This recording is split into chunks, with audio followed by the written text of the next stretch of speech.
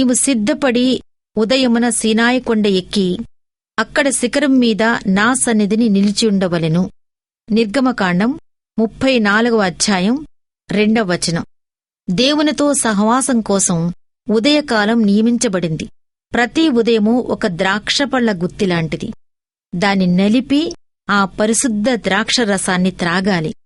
ఉదయ సమయంలో నా శక్తి, నిరీక్షణ చెక్కు చెదరకుండా ఉంటాయి. సాయంత్రం నీరసించిపోయినప్పుడు ఆ కొండ ఎక్కలేను. రాత్రంతా ఆనాటి అలసటను పాతిపెట్టి ఉదయాన్నే క్రొత్త ఉత్సాహాన్ని ధరించుకుంటాను. పరిశుద్ధమైన ప్రాతకాలములో మొదలైన దినం దీవెనకరమైనది. తొలి విజయం ప్రార్థనలో పొందితే ఆ రోజంతా విజయవంతమే. తెల్లవారుజామునే కొండశిఖరం మీద నీ ఉండగలిగితే ఆ దినమంతా పవిత్రమే. తండ్రి, నేనొస్తున్నాను. నీ పరిశుద్ధ శిఖరానికి రానీయకుండా ఈ పల్లపు ప్రాంతాల్లో ఏదీ నన్ను ఆపలేదు. నీ పిలుపుకే నేనొచ్చాను. అందుకే నాకు నువ్వు ఎదురు వస్తావు. ఉదయాన్ని శిఖరాన్ని చేరగలిగితే ఆ దినం ఆనందమే.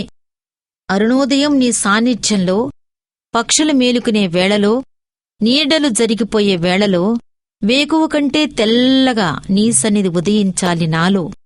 నిర్మల సింధువుపై పాల భానుని తళతళల్లో వేగుచుక్క తెర వెనక్కి నిష్క్రమించింది. ఈ నిశ్శబ్దంలో, నైర్మల్యంలో నా హృదయంలో నీ రూపురేఖలు. మసక వెలుతురులో నీతో ఒంటరిగా, ఆరాధనలో, ఏకాంత సేవలో, కళ్ళు విచ్చిన ప్రకృతి పులకరింతల్లో, చల్లని మంచు ముత్యాల పలకరింతల్లో, ఆత్మ అలసి సొలసి నిద్రించే వేళ వాలిపోయే కళ్ళు నిన్ను స్మరించాయి.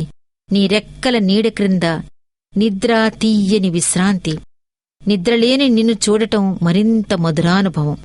ఉదయం పలహారం అయిపోగానే మా అమ్మకి 1 గంటసేపు ఏకాంతంగా గడిపే అలవాటు ఉంది. ఆ సమయంలో ఆమె బైబిల్ చదవటం, ధ్యానించటం, ప్రార్థించటంలో గడిపేది. నీటి ఊటలో నుండి తీయని నీళ్లు త్రాగినట్టు ఆమె ఆ గంటలో దినానికంతటికీ సరిపడ్డ శక్తిని పొందేది. ఆ రోజంతా ఎదురయ్యే చిరాకులు, ఒత్తిడులకు తట్టుకుని నిలబడగలిగేది. ఆమె జీవితాన్ని, ఆమె భరించిన విషయాలను తలుచుకుంటే ఒక క్రైస్తవరాలిలో ఉండవలసిన క్రైస్తవ లక్షణాలు కళ్లకు కట్టినట్టు కనిపిస్తాయి. ఆమె ఎప్పుడూ ఆగ్రహంతో కూడిన ఒక్క మాటగాని, అమ్మలక్కల కబుర్లుగాని మాట్లాడటం నేను వినలేదు.